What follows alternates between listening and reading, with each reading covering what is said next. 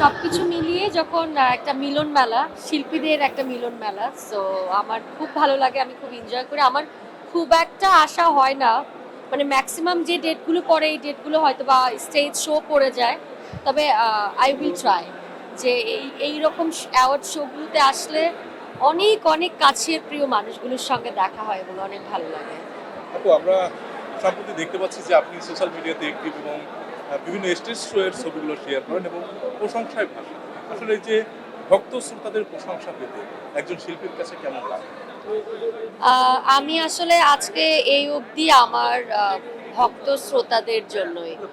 তো আমি মনে করি যে আমি সালমা আজকে এই অবস্থানে এসেছি শুধুমাত্র আমার দর্শকের ভালোবাসায়। সো আমার প্রত্যেকটা স্টেজে আমার দর্শকরা যেভাবে আনন্দ করে, ওই মুহূর্তটা আমার কাছে অনেক বেশি স্পেশাল সব কিছুর থেকে।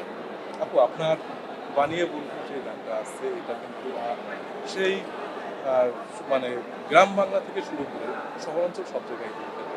তো কখনো কি এমন হয়েছে আপনাকে না দেখে কেউ আপনার গানটি গাইতেছিল? আহ, এইরকম তো হয়নি আসলে, মানে এরকম আমার সামনে হয় নাই। আমাকেই সবসময় তো স্টেজে উঠলে এই গানটা না গেয়ে ছাড়ার অপশন নাই। আপু আমরা যদি আপনার ইচ্ছে থাকে তাহলে অ্যান্সার করবেন। আমরা সম্প্রতি জানতে পেরেছি আপনি না না না, প্লিজ। তাহলে আমরা ছোট করে একটু জানতে চাচ্ছি, যেহেতু জানুয়ারি মাস চলছে, সামনে ফেব্রুয়ারি মাস, আপনার কাছে ভালোবাসা কি? আমার কাছে ভালোবাসা কি, আমি একজন বোকা মানুষ। আমার কাছে ভালোবাসার সংজ্ঞা হচ্ছে আহ, শুধু আহ, দিয়ে যাও, মন ভরে প্রাণ ভরে ভালোবেসে যাও, কনসিডার করে যাও, স্যাক্রিফাইস করে যাও, বিনিময়ে কিছু আশা করো না, যদিও আঘাত পাও চুপ করে সরে আসো। আমার কাছে ভালোবাসার সংজ্ঞা এটাই। একটা সম্পর্ক যাতে সুন্দরভাবে শেষ হতে পারে তার একটা উদাহরণ দিতাম। আপনি একটা কমেন্টে সেখানে লিখছেন যে হলো মানে এই লজিকটা ইনসেন্স থাকে না? আহ, আমি আমরা দেখি একটা কোটি টাকা চলে আসে। সেই জায়গায় আপনার অভিনন্দন পাবেন। আসলে এই বিষয়টা নিয়ে কথা বলতে চাচ্ছিলাম না, তারপরে এমন একটা কোশ্চেন করলেন। আমি মনে করি একজন ভালোবাসার মানুষ যখন আপনি ভালোবেসেছেন, তখন তো সে আপনার ভালোবাসার মানুষ।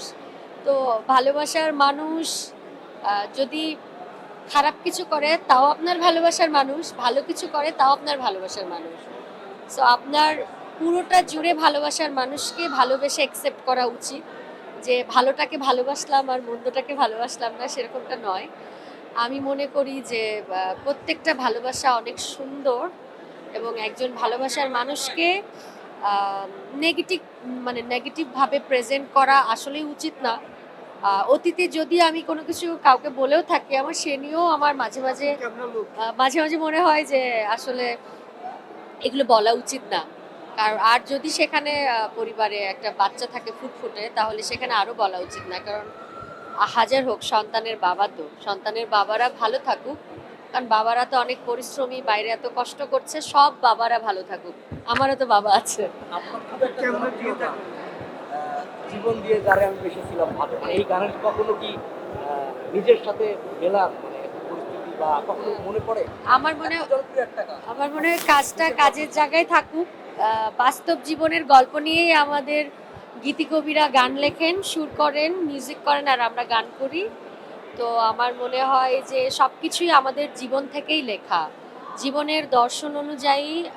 আপনারা সবাই, আপনারাও তো অনেক জার্নালিস্ট ভাইরা লেখেন, তো আপনারাই কিন্তু অনেক গল্প লিখতে লিখতেই কিন্তু এত ভালো লেখেন। সো আমি মনে করি যে সবকিছু জীবন থেকেই নেওয়া এবং এটাকে উপভোগ করা উচিত। সবাই দোয়া করবেন। Thank you. প্রাক্তনের উদ্দেশ্যে যদি শেষ একটা কথা বলতে চান কি বলবেন? অনেক বড় হও, অনেক ভালো থাকো, অনেক সুখে থাকো।